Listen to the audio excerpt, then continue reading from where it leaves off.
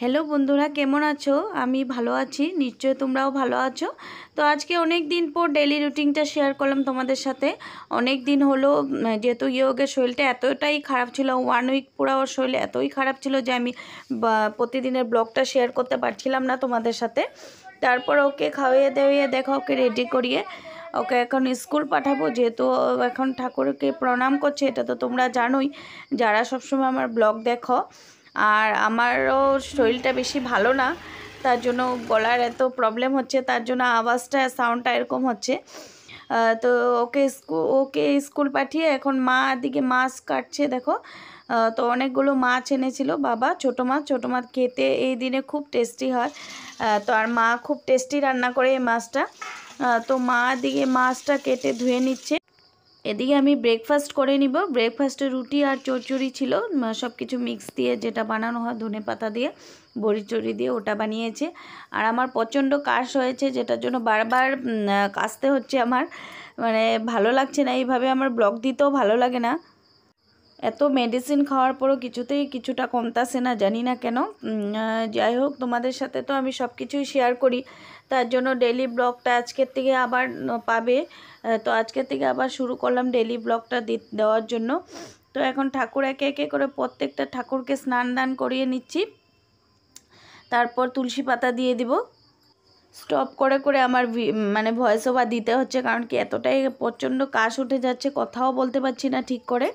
যাই হোক, তোমাদের জন্য তো ব্লগটা শেয়ার করতে লাগবো, তো তাই জন্য আর কি তোমাদের সাথে যা বলি সত্যি কথাই বলি। তো তোমরা এগুলো স্কিপ করবে একটু।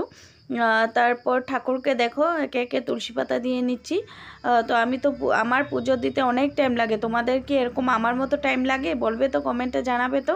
কারণ কি আমি ঠাকুরের পূজাটা একটু টাইমটা লাগিয়ে করি, ভালো লাগে। কারণ কি ঠাকুরকে মনটা শান্তি রেখে, মনটা ভালো রেখে, মানে ফ্রি মাইন্ডে পূজা দিতে ভালো লাগে আমার। একটু আমি হুলস্থুল করে পূজা দিতে পারি না, আমার ভালো লাগে না ওইভাবে পূজা দিতে আমার মতো। যাই হোক, অনেকজন আছো মনে হয় এইভাবে পূজা দিতে ভালোবাসো না। তো পূজাটা একটু মাথাটা শান্তি করে দিতে হয়, তখন ঠাকুরও প্রসন্ন হয় পূজাটা নিতে। আর এত হুলস্থুল করে পূজা দেওয়ার থেকে না দেওয়াই ভালো, আমি যা ভাবি আর কি। তারপর ঠাকুরকে একে একে করে প্রসাদটা দিয়ে নিলাম।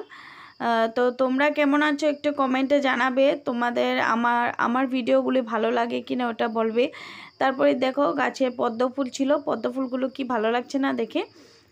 এটা হোয়াইট পদ্ম ফুল, কিন্তু কি হয় কি কিছুক্ষণ দেরি হলে এটা হোয়াইটটা পিঙ্ক হয়ে যায়। আর এই দিনে, ঠান্ডা দিনে পদ্ম ফুলটা দেখতে খুব ভালো লাগে পুজো দিতে। তাই মানে ঠাকুরকে দিচ্ছি আর কি নতুন গাছের ফুল।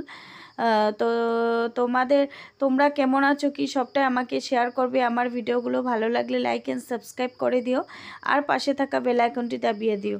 তোমরা ভিডিওটা সম্পূর্ণ দেখবে, দেখার চেষ্টা করবে সম্পূর্ণটা। নতুন নতুন ভিডিও তোমাদের সাথে আবার শেয়ার করব। কিছুদিন একটু আমার শরীরও ঠিক ছিল না, আবার হয়তো ছেলের এক্সামের জন্য আবার কিছুদিন স্টপ হবে, কারণ কি সব দিক মেলানো যায় না। আর ছেলেরও শরীর এতটাই খারাপ ছিল যে আমি তোমাদের সাথে কোনো ব্লগে শেয়ার করতে পারিনি, কারণ কি তখন ওই সিচুয়েশনে হয় না, তোমরা জানোই সবটা। বাড়িতে বাচ্চাদের এরকম হলে অনেকটা ওদেরকে টাইম দিতে হয়, তো তখন আর ভিডিও করলে মোবাইলটা সবসময় পাশেই রাখতে হয়, আর যেটা সবসময় পসিবল হয় না করা। তাও আমি যতটুকু পারি তোমাদের সাথে যেখানেই যাওয়ার সব কিছু মুহূর্ত তোমাদের সাথে শেয়ার করি। আমাদের এখানে প্রচণ্ড ঠান্ডা পড়ে গেছে, তোমাদের এখানে ঠান্ডা পড়েছে কিনা সবাই বলবে, কার কার এখানে কমেন্টে জানাবে তো ঠান্ডা পড়েছে কিনা। তো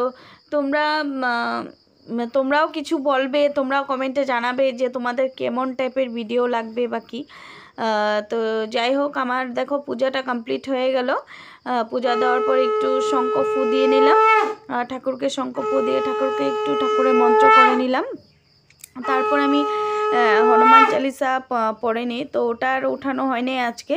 তো হনুমান চালিসাটা পড়ে নিয়েছি। তো এখন একটু ঠাকুরের প্রার্থনা করে নিলাম। গুরু ব্রহ্মা গুরু বিষ্ণু গুরু দেব মহেশ্বর গুরু সাক্ষাৎ পরব্রহ্ম। ঠাকুরের প্রার্থনা করার পর আমি হনুমান চালিসাটা পড়েছি, ওটা তোমাদের সাথে শেয়ার করলাম না, অন্যদিন তোমাদের সাথে শেয়ার করব ওটা, যে আমি কিভাবে হনুমান চালিসাটা পড়ি, কি করি না করি। তারপর মা এদিকে মাছটা দেখেছো না, ও মাছটা রান্না করবে, একটা বেগুন আলু দিয়ে মাছের চচ্চড়ি হবে।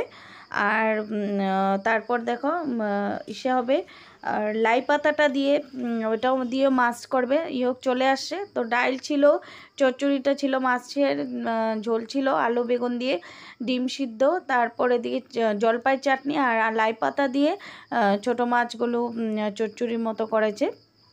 যাই হোক খুব টেস্টি ছিল খাওয়াটা। তখন মা বসে বসে খাচ্ছে দেখো। তারপর বিকেলবেলা আমরা একটু রেস্ট করেছি আর কি, ইয়োগের শরীরটা ঠিক না, আমারও ঠিক না। তারপর ঘুম থেকে উঠে এখন চা খাবো, ইয়োগকে দিয়ে দিলাম, ওর আজকে কফি খেতে ইচ্ছা হলো। তারপর খেয়ে দিয়ে এখন পড়তে বসে গেল। তো আজকে ভিডিওটা এখানেই শেষ করলাম, বাই বাই।